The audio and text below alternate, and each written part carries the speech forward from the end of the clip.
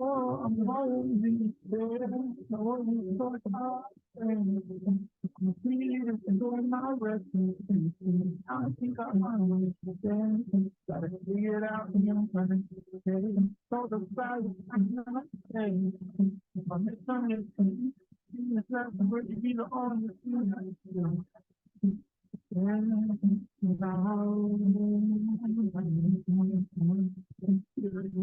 Ignoring me, yeah.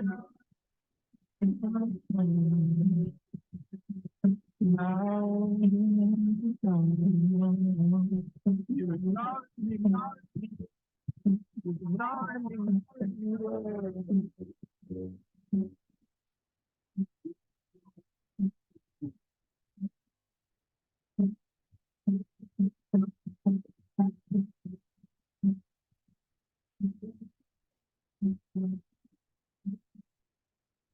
Megan. We watched Megan, I thought. Welcome to the Zanzeezeepodcast podcast with Sad Dad 2023, gathered in the Sad Dad Kitchen Studios with Sad Dad Truly, the Beard, Swipe Word, Mike, and my wife, Brandy. Hi, my wife. Hi. Taking us in there, that's Victoria Park by the band Caleb Patrick. Check them out. They're good. They were recommended on Spotify from Royal Blood. But ladies and gentlemen, boys and girls, this is our last Halloween spooktacular episode. Ooh. I know. Oh, I'm scared. Oh, let's go. Is it a Mormon? I don't know. I couldn't tell. There's so many new religions every single day, ladies and gentlemen. Be safe. Check your candy. That's not new. That's true. Anyway, we're here today to talk about a little film, actually, to be real, The Haunting of Hill House actually started as a book, and I'll get into that a little bit. But really, we're here to talk about the series by Mike Flanagan. Because it's fucking awesome. It is. I need to go get my big boy pants on because Brandy says so. I mean, it's great. Get my diaper changed. You gotta make sure we change Mike's diaper. get your bubba in your blankie. Oh, I wish. But before You need me to change it. Yes, Pappy. Wow. before we get into that, we're gonna play the trailer from the show right now. Or just keep listening. Very fast.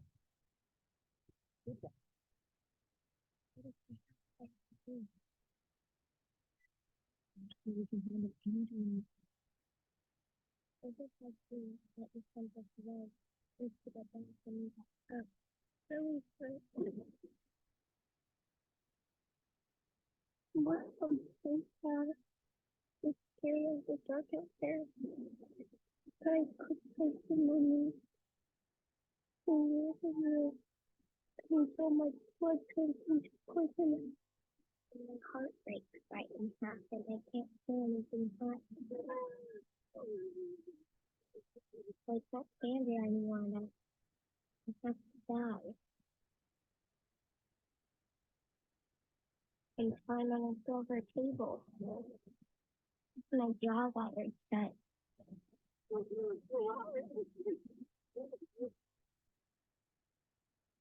Do you stop making like that?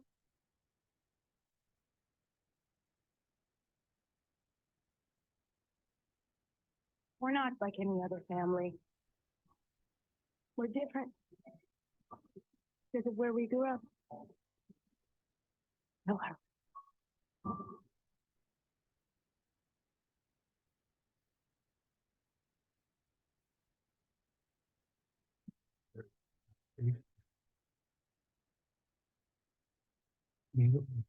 Neither is brother, neither are you. That house.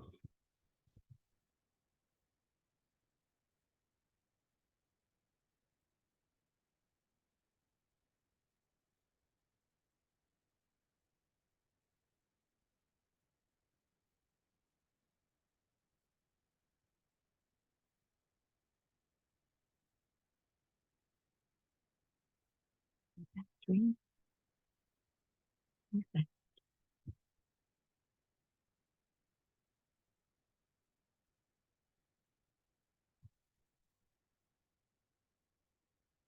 Yes.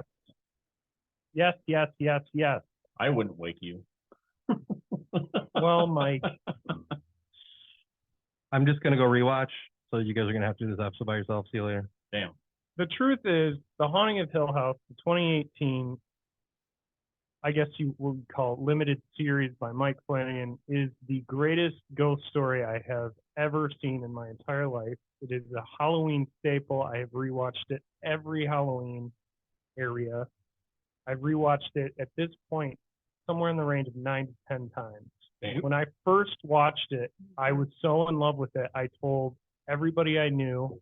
It was really after my divorce, it was like the first thing I really latched onto that I loved. Yeah. And anyway, sorry, TJ, go ahead.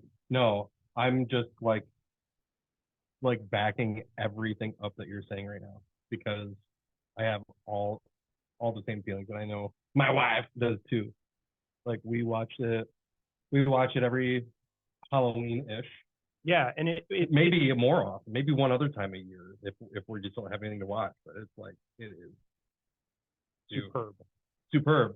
And I mean, I'll go out on a limb too and say, you know, even aside from it being technically a ghost story or a story about a haunted house or whatever, like I know it's a genre, you know.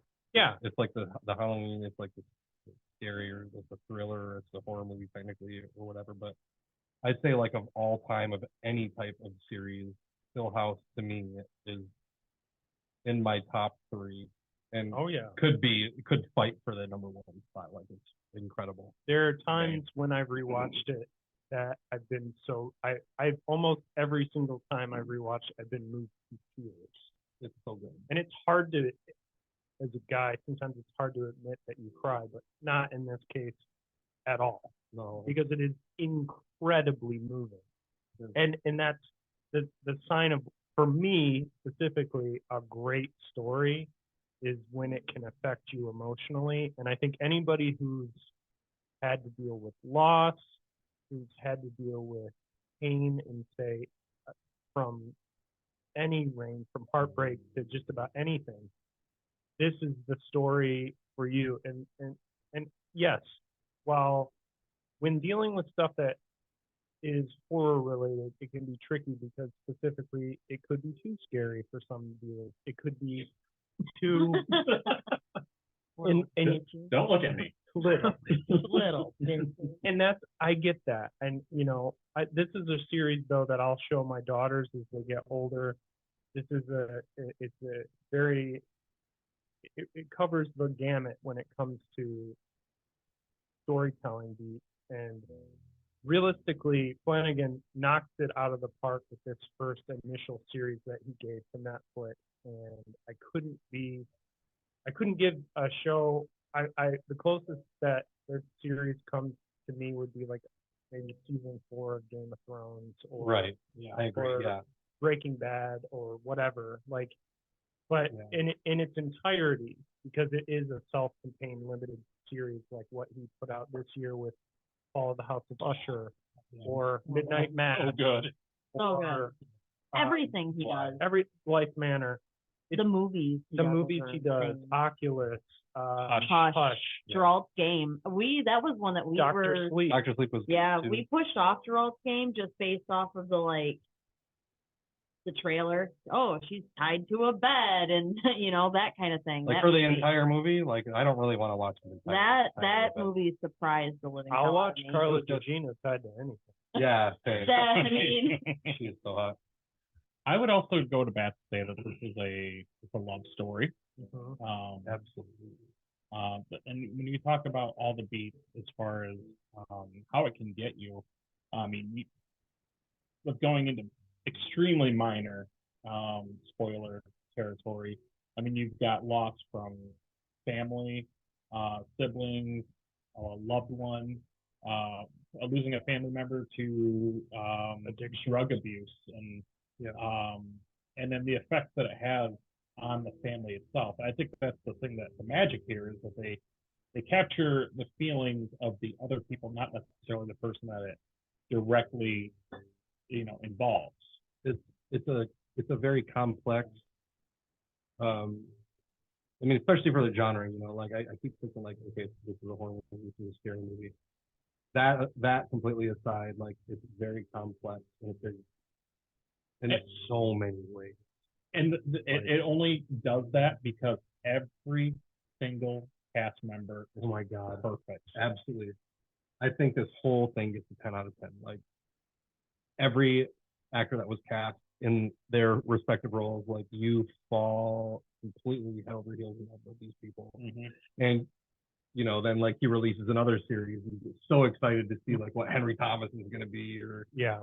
The fact that the actors that he chooses to work with and repeatedly in all of his work, how they are able to capture the individual character and story from series to series is insane. Yeah. I think that group of actors that he uses are a group of some of the most incredible out there right now.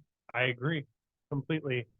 I wanted to do a quick. One of my favorite actresses is Victoria Pedretti, who is she is Mel. Oh my God, yeah. And she was also in the series She's amazing. She's amazing in that, and seeing her range specifically between the two is amazing. She's only going to do phenomenal things. What's your last name? Pedretti, Peber. She might be like my favorite character in all of his stories. Like I love Nellie, and Luke and Nellie. I love Luke as well. Yeah. Look, the actor that played Luke hasn't really been in anything. He was in he was in Black. Well, he was in Blind Manor. Oh yeah, I forgot that. Mike Flanagan did the Invisible Man with Elizabeth. Oh, that was Mike Flanagan that did the Invisible Man? No, it wasn't. It was Elizabeth Moss and then Oliver or whatever his name is from. From Hell House. She's good looking. Oliver Jackson. Yeah, okay. There we go. But let's dive into this a little bit. The Haunting of Hill House initially was a story, a 1959 Gothic horror novel by American author Shirley Jackson. It was a finalist for the National Book Award and has been made into 2 feature films and a play, and is the basis of a Netflix series. The book is dedicated to Leonard Brown, Jackson's English teacher at Syracuse University. Hey, Syracuse University, that's where Danger Zone went to college before he went to Cornell. Shout out. The author decided to write a ghost story after reading about a group of 19th century psychic researchers who studied a house and somberly reported their supposedly scientific findings to the Society for Psychic Research. What Jackson discovered in their dry reports was not the story of a haunted house, it was a story of several earnest, I believe misguided, certainly determined people with their differing motivations and backgrounds. So it's interesting because it definitely differs, but the characters are all different and have very interesting, whether it's because the series is told specifically from their time in Hill House to a more like modern day version of it, where Stephen maybe was the oldest sibling in the house. Now he's using his time to be a novelist, a nonfiction horror writer, if you will. And the twins, Luke and Nellie, have grown up. Luke has his addiction. Nell is a widow. And their other siblings that they have other different beats, where one becomes in charge of a mortuary or like a final resting place. And the father and the mother also have an interesting kind of back and forth as well. I mean, every character has its own differing storyline. I love when a story does that too, gives you the backstory, and then like specifically the Netflix series that most recently comes to mind is One Piece, which I just finished, where they tell the backstory of all the main characters, and I love that. I loved it when they did it in Lost, and I love it here too. Um, in a summary, though, for the book, Hill House is a mansion in a location that is never specified but is between many hills. The story concerns four main characters: Dr. John Montague, an investigator of the supernatural; Eleanor Vance, a shy young woman who resents caring for her demanding disabled mother; Theodora, a bohemian artist; and Luke Sanderson, the young heir to Hill House, who is host to the others. Montague hopes to find scientific evidence of the existence of the supernatural, rents Hill House for a summer, and invites as his guests several people whom he has chosen because of their experiences with paranormal events. Of these, only Eleanor and Theodora accept. Eleanor travels to the house where she and Theodora will live in isolation with Montague and Luke. Hill House has two caretakers, Mr. and Mrs. Dudley, who refuse to stay near the house at night. The four overnight visitors begin to form friendships as Montague explains the building's history, which encompasses suicide and other violent deaths. All four of the inhabitants begin to experience strange events while in the house, including unseen noises and ghosts roaming the halls at night, strange writing on the walls, and other unexplained events. Eleanor tends to experience phenomena to which the others are oblivious. At the same time, Eleanor may be losing touch with reality. The narrative implies that at least some of what Eleanor witnesses may be products of her imagination. Another implied possibility is that Eleanor possesses a subconscious telekinetic ability that itself the cause of many of the disturbances experienced by her and other members of the investigative team, which might indicate there is no ghost in the house at all. This possibility is suggested especially by references filling the novel to Eleanor's childhood memories about episodes of a poltergeist-like entity. Whoa! I think that's the pop-out sequence in the car. That's right. That's right when you said poltergeist. Shut up, ghost! Unless you want to give us a 5-star review, ghost, go ahead and do that. So there's, other than the names and maybe the caretakers, there's not much of a difference. Or I'm sorry, it seems like quite a difference. But I like what he took for the basis and ran with. I like the family aspect of the show. I think that's part of what makes it so great. Everybody, regardless of how tight the family is, has a story when it comes to their family, you know. And I love this family I do too. so much. And, you know, the way that Hill House does it, like you were saying, they do part of it, or it's like half the show is while all of these family members are young in the house, and then they do, you know, them, I guess, in present day, so they're all adults and whatever, and you can see their relationships and how they talk to each other and relate or can't relate to each other. And the way that Mike Flanagan does it is just fucking flawless. And even like the similarities between, you know, some all of the characters, young and old, like Henry Thomas is a great dad of yesterday, while the other actor that plays him now, The older Timothy Hutton, like phenomenal. Both, and they're connected. Like the older version of him, I think is both. more affecting to me in the show. Sure. Because Timothy Hutton is such an old legend actor, and his some of his sequences where like he's muttering to his the ghost after all the trauma happened, and right? talking, and one of my I got chills. That long night episode. Yeah. When one of the best episodes. Either. Yeah, we're just gonna say episode 5 and 6 are like a 1-2 punch of the greatest storytelling I've ever seen. With filming, everything. When they show the little kid and he's talking, the old dad's talking, and you see the little kids from the pan, and then it goes back around and they're like grown up or whatever. That is like, that affects me every time. It's genius. And while he's talking and being a dad myself and knowing like when he walks up to the casket and he sees his like little daughter, Mhm. it's like unbelievable. Yeah. It for a dad, it's a gut shot to see because you can't even imagine what it's like to go through that type of trauma or pain. Yeah, you immediately like feel that as if like You're in you're his in his shoes or whatever. Yeah. Yeah. and you immediately relate to him, and he's trying to deal with Steven, who wants answers to what happened when, they left the house that one night or whatever. Like they're all searching for answers in some way, and the dad's trying to be the rock, but also he's seen some shit, and all of them have seen some shit, and that's a through line to the show. But a basic summary of the show. The show is why we're here. I mean, if anything, this is just an episode to say you should fucking watch this show. But The Haunting of Hill House. Yeah, Mike, you baby. I saw one. Yeah, Shut up, you. Yeah, bitch. We love you. I saw one. Okay. I saw one episode, and it freaked me the fuck out. It was it was gorgeous. It was beautiful. Yeah. But there's no way I could have watched that by myself.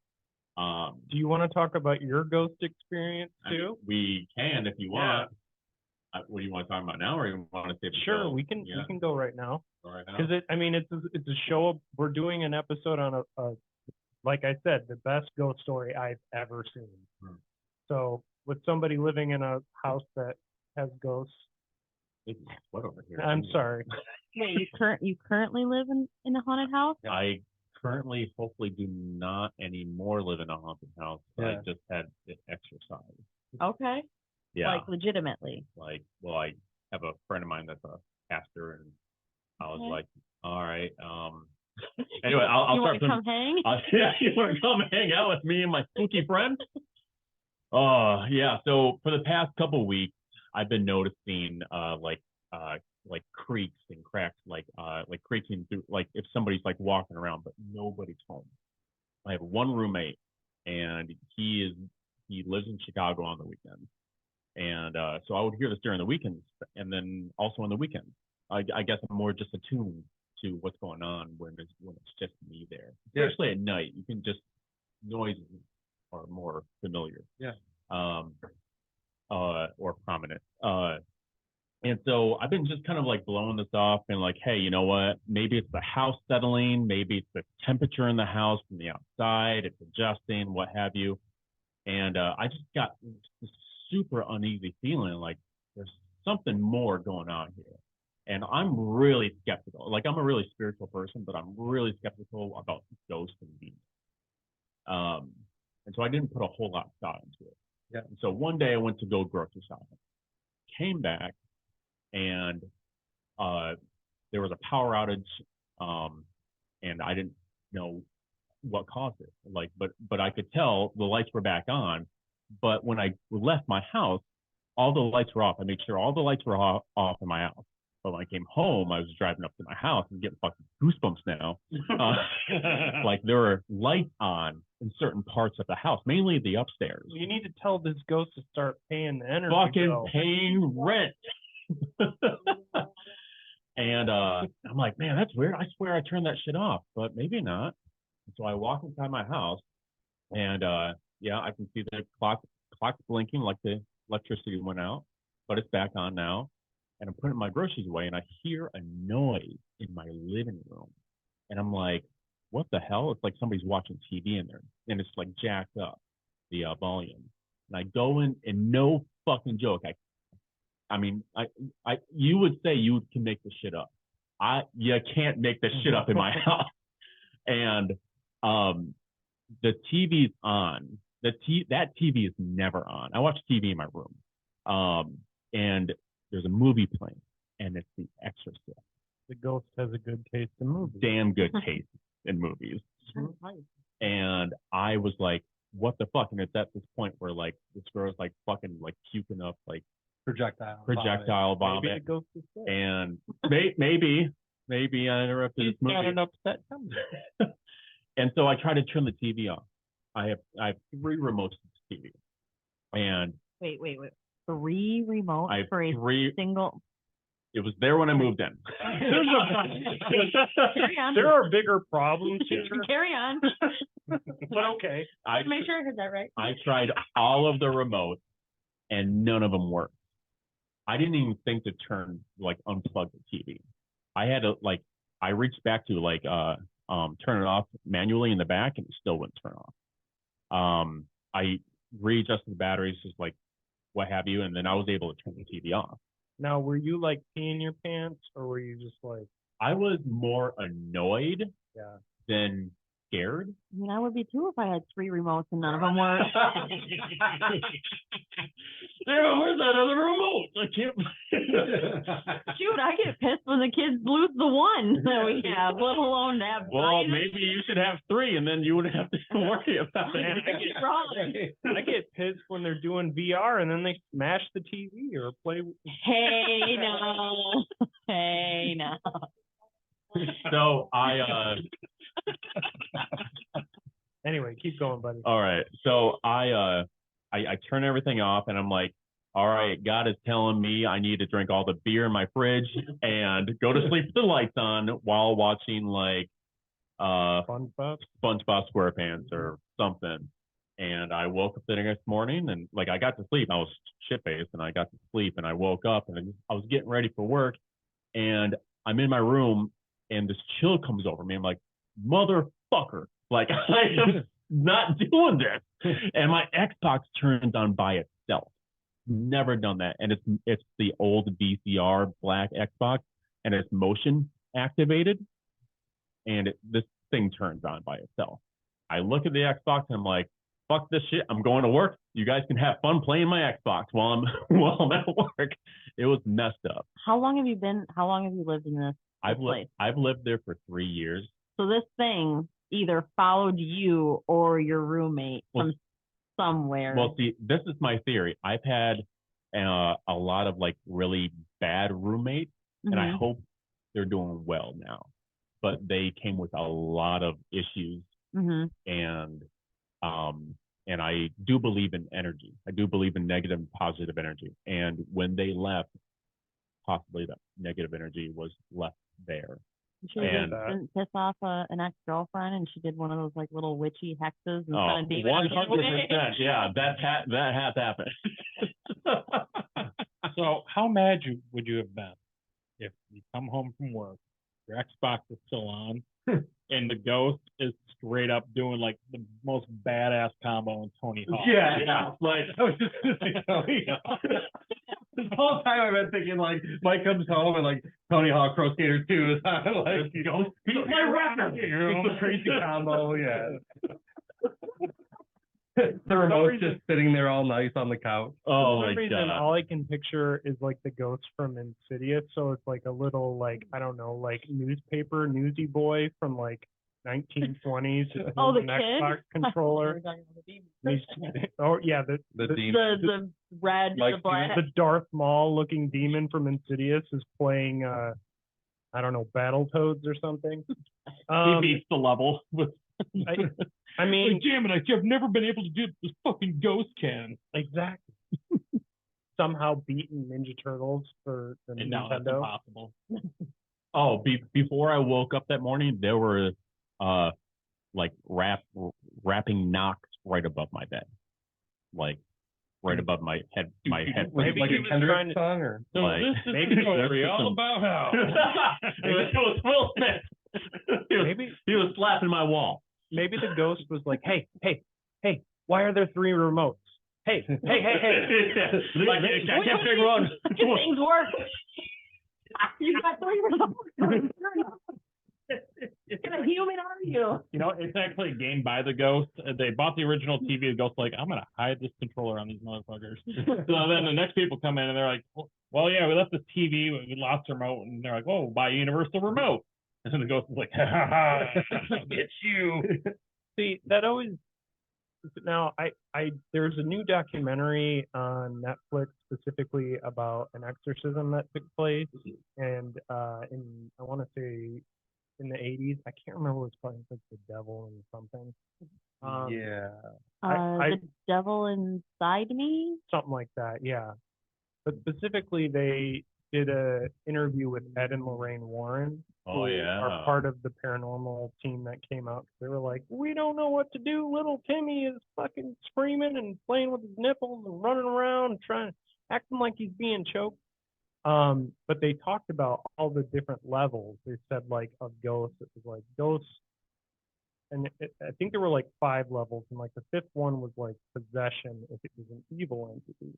And I feel like if it's an evil entity, you would know much quicker, because Josh and I have both talked about living in places we felt like were haunted. And me specifically, I think it was like about the 3rd level, which is like it influences but doesn't. I don't know. It's a weird paranormal breakdown. It's where a way like, of materializing. Yeah. Yeah, because that's the thing. Like, there's some, like, your level 1 would be like an apparition. You know, something that's like it's on a loop. You know, that's your, like, oh, this ghost walking across the street. If you go there at this time, and you'll see a ghost like walking across the street looking for their puppy. You know, that's, or like those are harmless. the Like, urban legends of like every summer night you see old Susie May crossing the bridge crying because her baby fell down a well. Somebody help me, my baby! Yeah. Or like Hollywood specifically has like tons, or New Orleans have like tons of ghost stories about like old Farmer Bill goes out to the mill and plays with his the ghost goat. Ghost goat. Getting that goat cheese. Sodomized forever. No, even in the afterlife, I'm getting fucked. Come here, goat. But I mean, Ed and Lorraine Warren were on this episode, and specifically, it sounds like what you were dealing with is not the end of the world. Yeah, no, I wasn't so much scared as I was annoyed and also just creeped out. Like, Until you don't pay attention to it, and it starts getting pissed. well, I heard not to acknowledge it. What, are you supposed to bring like cat toys home for it, or? Yeah. Get a laser pointer. Come on, ghost. Like, that's what he to do. He's got 3 remotes for these that don't work. Call of Duty. I don't know. For City Xbox. That was turned on. You're the ghost. This reminds me of Nam. I can't play Boulder's Gate on this. Why don't you get a better system, you cheap bitch? But regardless. But yes, I did end up giving a friend of mine shout out to my friend Aaron, who is a pastor, and I said, you know what? I don't know about all this, but I want to get all my bases covered. Had him come over, told him what happened, and he came over and he said a prayer over me, the house, my past roommates, which was really cool. I thought that was interesting. Good to have a friend who's a pastor. I have one too, and it's good to have a guy. Yeah. Yeah. And he put crosses like he did he did prayers, and then put like he had oil whatnot with him, and put crosses on the windows and the doors, and we came across this picture of this woman, I guess, that used to live in the house or something. And really interesting. And I have no idea how, like, where this picture came from. It's been there ever since I lived there, and it wasn't my past roommates or anything.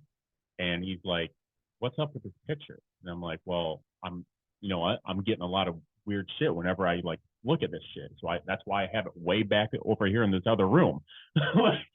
And so he prayed over it, blessed it, and he's like, "You should probably destroy this thing."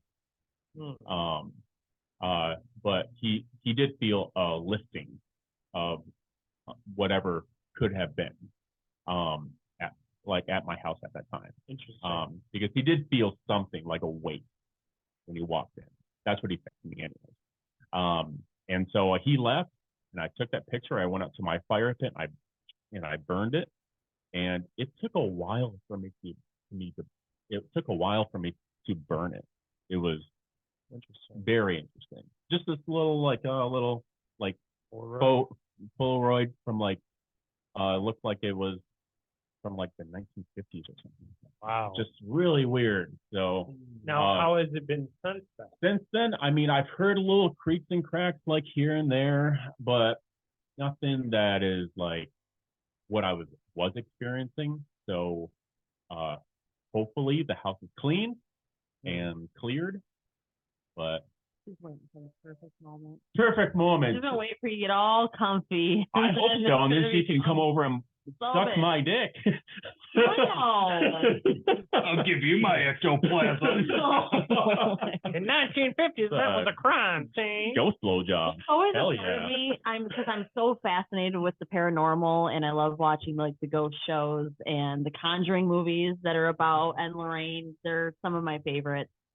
I always had that thought that I would love to live in a house that's like haunted in a way where it's not like Threatening. but Yeah. like little things like lights Yeah. turning on. But It's then not great. I see shows like Hill House, and I'm like, nah, fuck that. I'm good. Yeah. I got enough trauma in my life. I don't need that. So that's why I don't watch scary movies by myself at my house. I get it. I get it. I bet you know a guy in Yale No that judgment. you could be like, hey, come watch it with us. We'll watch it for the 20th time. Yeah, I'm pretty sure Tej would cuddle up with you. I'm down. You guys can go in the nook in that corner downstairs. Oh, dude, I love that. If you ever want to watch it, FaceTime. That's not No, his ghost is gonna get him. yeah. Yeah, he won't be able You're to gonna, use the remote. you're gonna be looking at me FaceTime, and I'm gonna be like, ah. And he'd be like, ah. This I'll big, report strong, it at least bearded so man to everybody knows what protect happened. him. huh? I said he just needs this big, strong, bearded man to protect him from Yeah. his silly little Polaroid ghost. Yeah. Yeah. I mean, Big, strong man with big, bully arms and tattoos, and just cuddle me up and tell me I'm okay and I'm important. you'd be like, "Oh, take these edibles, then we'll talk to you." yeah. Yeah. There's There we so if go. you thought episode 1 was scary and you Yeah. couldn't do that one, Yeah. what episode is it? 7? It's like Which one? The I think the car the it's- the I think scene. It's like 8 or 9. That It's like the literally last one. the first time that we watched it, I legitimately had a panic attack. Nope. Like a full on like it's just a jump hype. scare. It's a jump It's a scare, but jump the way that they get you are not. It was insane, like hyperventilating, panicky, anxiety. Like we had to stop. Yep. For a good like 45 minutes until, and still after watching it over and over. I mean, we're probably up there in the same realm as you 9-10 times. Yeah. Oh, worth it. It's so It's so- still, I know Dude. it's coming. I know it's I coming. will I'm watch preparing it with myself, somebody. it is and I so still good. jump Every time. every I saw single that. time. It's not Still even jump. it's not a scary show. It's a beautiful Yeah, Yeah. yeah, show. yeah. The That has a soundtrack, lot of the yeah, acting, the soundtrack. Yeah. it's in the background of this episode, but there's a few songs like I will listen to and I will get misty-eyed. Just Well, Like like this one. yeah, this is episode 5 right here. I remember that the first episode where the dad is like in the room with his kids, and you can hear something like in the hallway, and when they run out, I just love that shot. It's just, it's Yeah. so beautiful. The music is great. It's perfect. Yeah. But need to watch it, somebody. I understand. Because there was a jump scare. I'm sorry, Josh. There was a jump scare at the very the ending of that episode, Yeah. and I was like, Oh yeah, I forgot they showed yeah. Nell and Steve's apartment at the end of episode 1. Yeah. So I'm sitting here trying to think, what is in episode 1 that would freak That- somebody out that bad? I'm like racking my brain over it, and I was like, yeah, that happens at the end of 1, not Yeah. the end of 2. So The Haunting of Hill House is an American supernatural horror drama streaming television miniseries created and directed by Mike Flanagan, produced by Amblin Television and Paramount Television for Netflix, and serves as the first entry in the Haunting anthology series. So actually, technically, it's an anthology series. It's loosely based on the 1959 novel of the same name by Shirley Jackson. The plot alternates between 2 timelines. Let's see. Following 5 adult siblings whose paranormal experiences at Hill House continue to haunt them in the present day, and flashbacks depicting events leading up to the eventful night in 1992 when the family fled from the mansion. Interesting, 1992. I didn't see a lot of Super Nintendo going on in that household. That would have helped. Steve's game room. They show him playing He's playing video games. Sega. Oh, is he playing a Sega? But I knew he was playing a video game at one point. The ensemble cast features Michelle Heisman, Elizabeth Reeser, Oliver Jackson Cohen, Katie Siegel, who is she's actually Mike Flanagan's wife. She also appeared in Oculus, Hush, and she co-wrote Ouija, Origin of Evil. These are all You know, like the Ouija board. Ouija. Yep. You're right. Got it. Wow, Ryan. I'm sorry. Sweet. Also starring board. It's a pane of glass. Just cleaning the damn window. You guys ever played Monopoly? Nope. You really want to test if your ghost's still there? Go buy yourself an Ouija board. Have fun. Those don't work.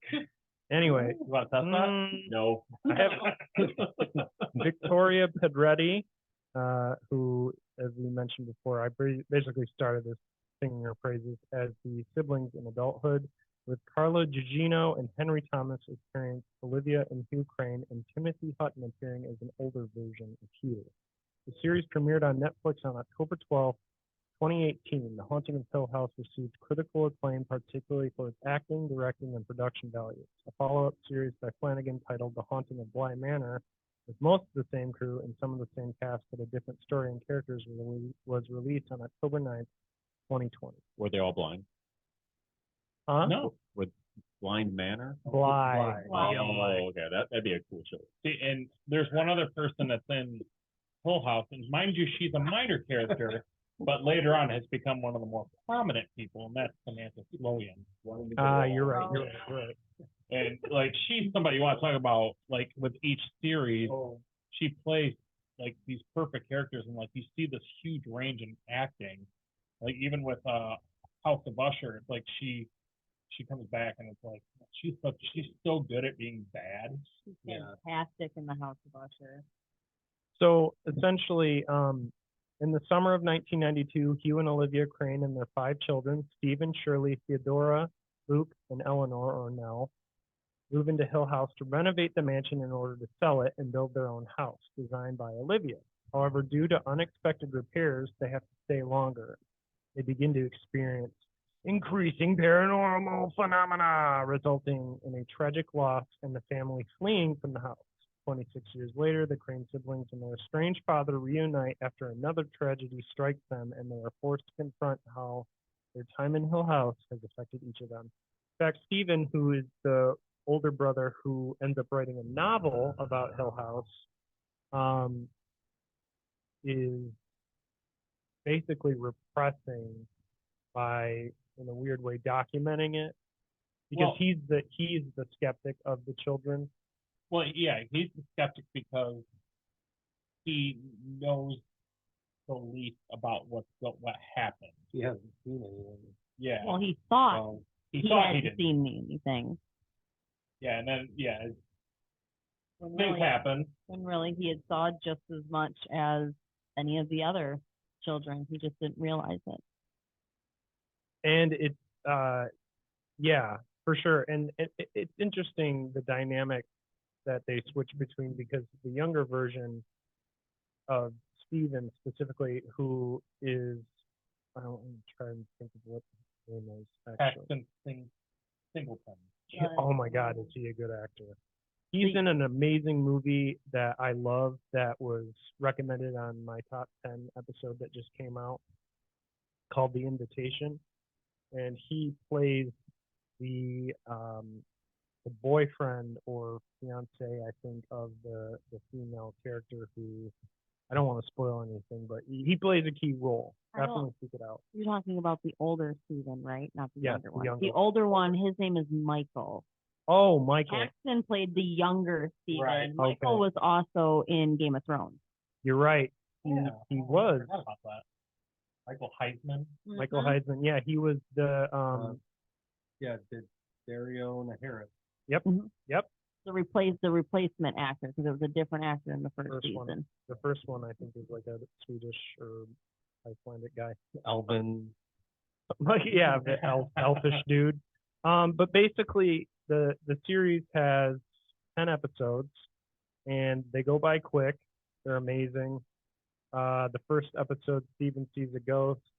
Second episode, open casket. Third, touch, which know if we mentioned this, but one of the characters that Katie Seagal plays is able to touch things and have a sense of the past and or present.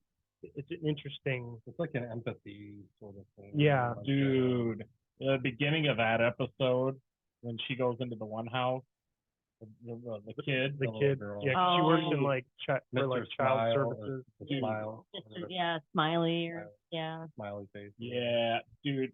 The first time seeing that too was like that's almost like one of the biggest holy shit moments when you realize what's going on and Yeah, yeah, and it speaks again like these are essentially big generalizations. Like everybody's dealt with loss, everybody's dealt with people with addiction, everybody's dealt with what you're kind of alluding to there yeah. in some fashion, and it's very powerful and it's told in a really expert way. I definitely want to mention the production of this show. It was in development on April 10th, 2017. Netflix announced that it had ordered a 10-episode adaptation of the novel with Mike Flanagan and Trevor Macy as executive producers. Production on the series began in October 2017 in Atlanta, Georgia, location filming in the city and its environs. Bisham Manor, former name of the property located in LaGrange, served as the exterior of Hill House. The house's interior settings were filmed at EUE Screen Gem Studios in Atlanta. The soundtrack was composed by the Newton Brothers, who have done a few other soundtracks. Actually, it's John Andrew Grush and Taylor Newton Stewart, known as the Newton Brothers, are film composers who worked on several films with director Mike Flanagan, having composed for every project of his since Oculus in 2013. It's an incredible soundtrack. You can hear it. I mean, they use some of the soundtrack, or at least some of the same melodies on the other shows. You can kind of subtly pick them out, and you're like, I heard this one. I want to cool. say Flanagan also just celebrated with the release of Usher recently or around when it came out, 5 years of sobriety. So I want to say congratulations to him in that. So I kind of alluded to the critical reception, but The Haunting of Hill House has a 93% rating, positive on Rotten Tomatoes based on 103 reviews with an average rating of 8.4 out of 10 No, that's too low. out of user reviews.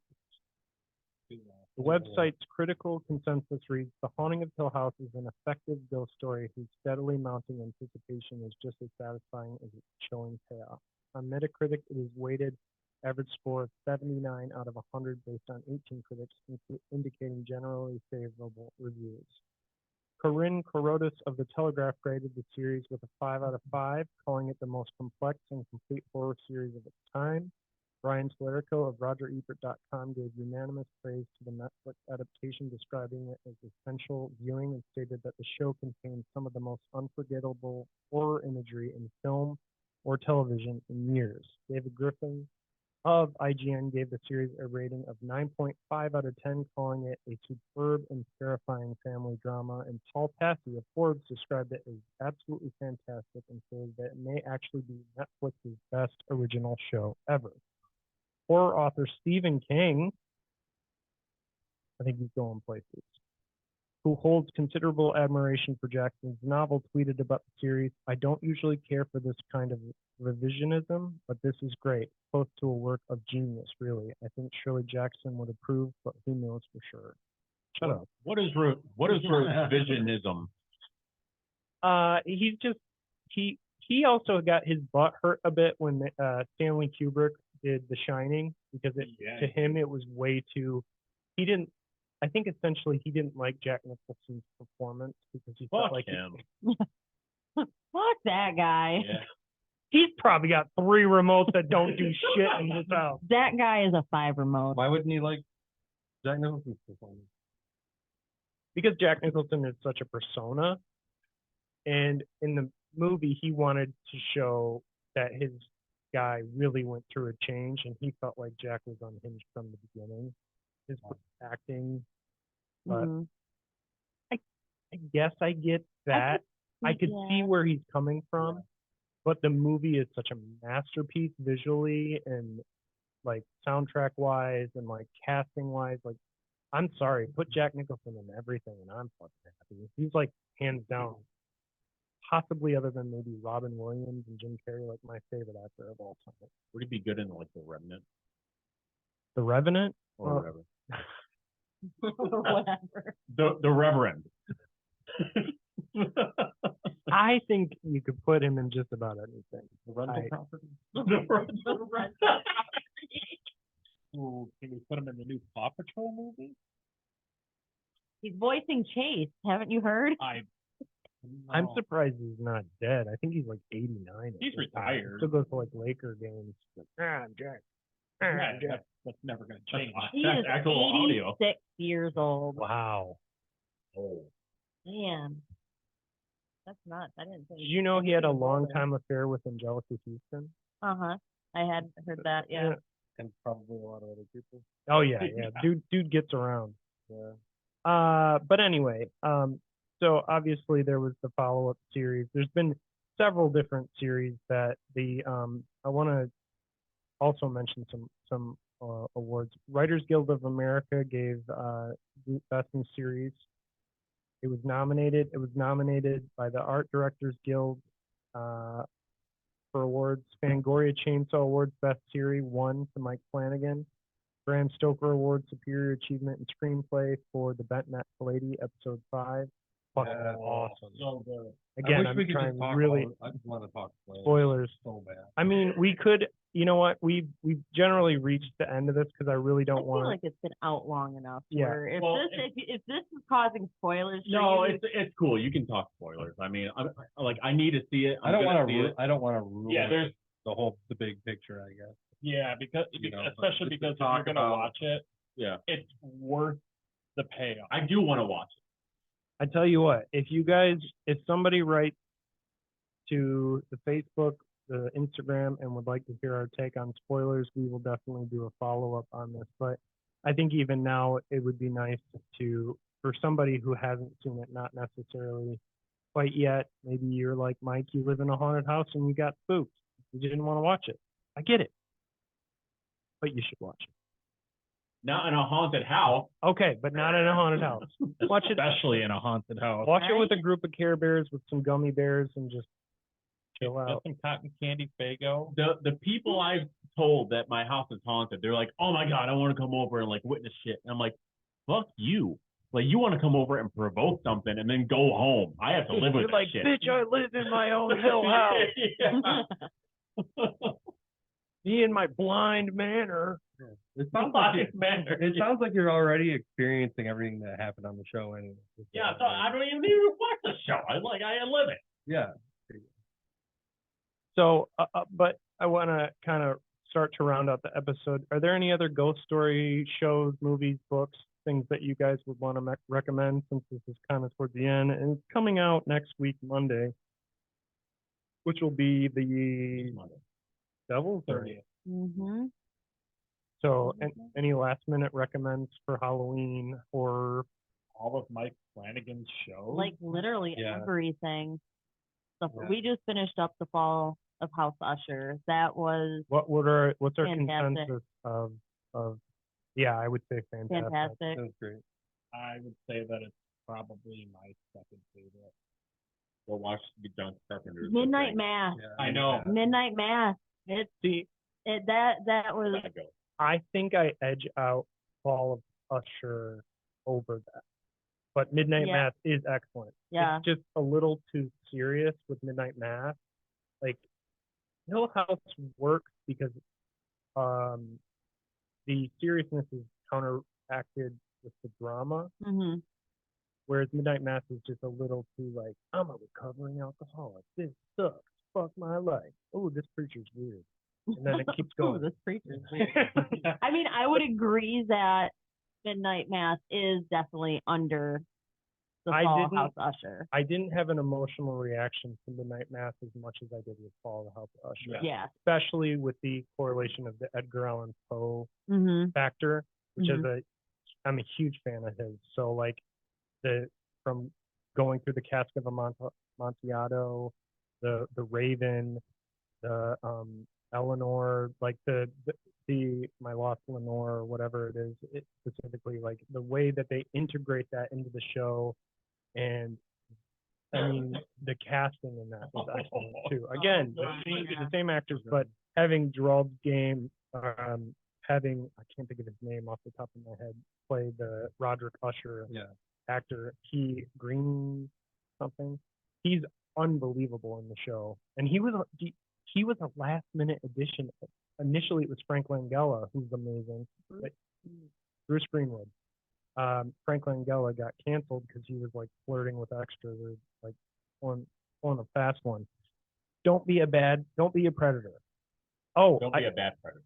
yeah. Don't feel bad. Don't be a predator at all, unless you're a space alien looking for trophies. Want some candy? Check out that episode.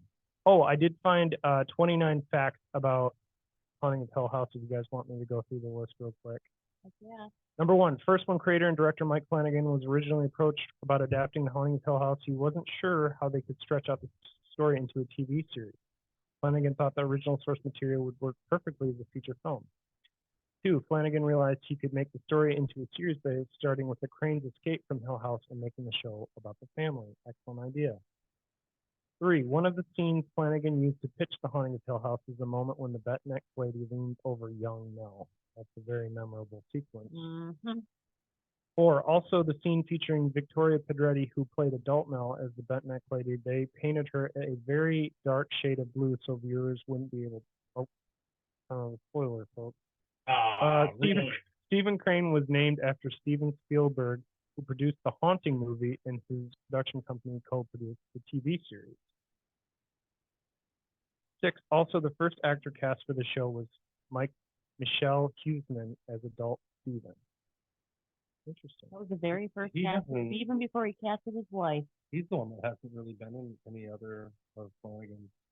He hasn't been in anything else. The only thing I've seen him in is, like I said, The Invitation, but that would have been before this. And he's excellent in that. Maybe he's just, I don't know. No, he's in a lot of stuff. He's just not in any other Mike Flanagan thing. Stephen's first scene was based off of one of Flanagan's favorite character introductions of all time, Humphrey Bogart's Rick Blaine in Casablanca. Victoria Pedretti sent in a self-tape for the role of Nell. She had never booked an acting job before Hill House, and she didn't even have a headshot. And she runs away with it, folks. She's an amazing actress. Point blank? Yeah. Wow. Number 9, Flanagan said casting his in real life wife, Katie Seagal, as Theo was important to him. I love working with Kate on and off screen, the collaboration of my life right there. That's awesome. That's beautiful, actually. They're cool, but they seem very happy together. They're such a cool couple. Number 10, in Steven Sees a Ghost, the scene where Hugh gets back into bed with Olivia was originally much longer. They talked about parenthood and their children. Number 11, several extras dressed as ghosts were on standby every day so they could be added into the background of scenes at any moment. That's what I heard. Yeah, I think like they said that there's at least 2 or 3 ghosts in every episode, just in the background somewhere. In the early versions of the pilot, it wasn't revealed that all the characters were siblings until they woke up at the same time. In The Bent-Neck Lady, the ghost that appears over Olivia's shoulder was played by Bruce Greenwood, who starred opposite Carla Gugino in Flanagan's movie Gerald's Game. Before production began, Flanagan knew he wanted Heavenly Day by Patty Griffin to play during Nell's love story montage, and then when she returned to Hill House. In fact, the entire episode was built around the idea of Nell dancing to the song in Hill House, which is one of the most haunting sequences in the show. Number 15, one of the main musical themes in Hill House was actually composed at the piano on set during a lunch break.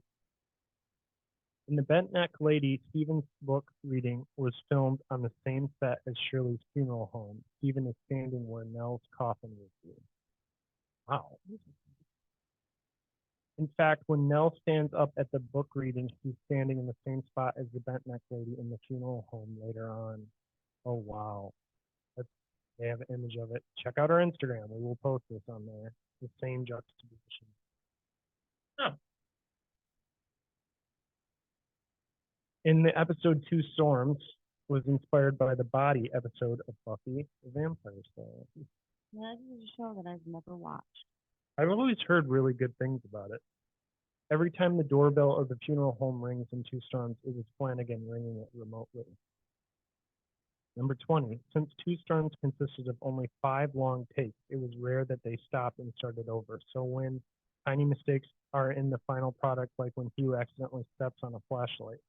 Also, they kept some of the actions. They actually showed a gif of him stepping on a flashlight. Like, number 21, one of the trickiest shots to film was when the camera moves from young Nell and Theo holding hands to the rest of the Crane family. Flanagan explained that Nell and Theo had to run out of the way and then come back and hold hands behind the camera in order to get the continuous shot. When adult Hugh takes a pause and looks to the back of the funeral parlor, it was actually Timothy Hutton forgetting his line and looking toward Flanagan.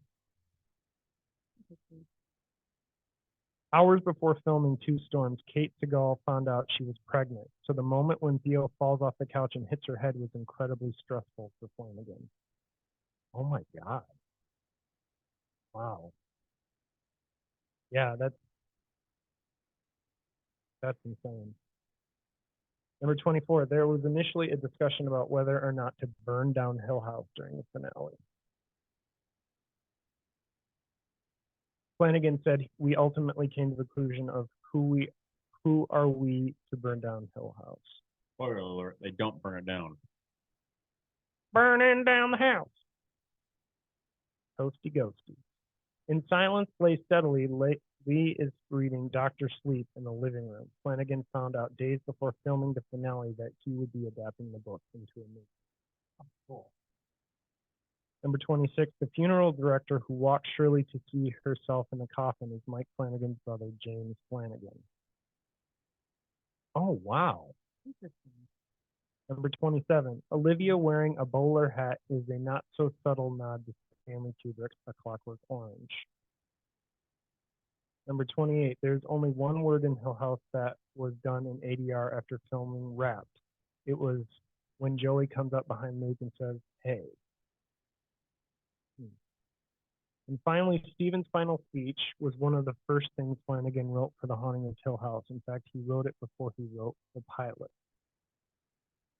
Also, there were theories that the Crane children never left the Red Room at the end, but Flanagan said seeing them all happy is very real. He felt like the Crane family earned a happy ending.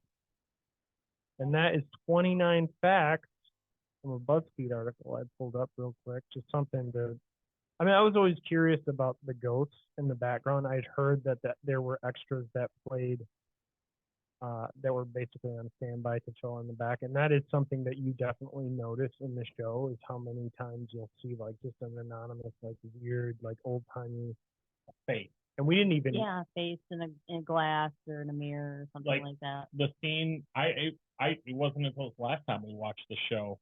It's the scene with the fan when it's in the past. When after he does the thing with the fan and it cuts back to, I think it was Steven. If you look behind him, there's like a pile of stuff, but if you look really closely, there's a face staring out. Mm-hmm. I'm like, oh shit, notice that one. They talk about Steve's monologue at the end. There's another really, really good one that is actually done by one of the ghosts. Poppy, the Screaming Mimi's monologue where she's talking to the mom and talking about the kids, and it's like a whole 10-minute. That one was another one. She nailed that.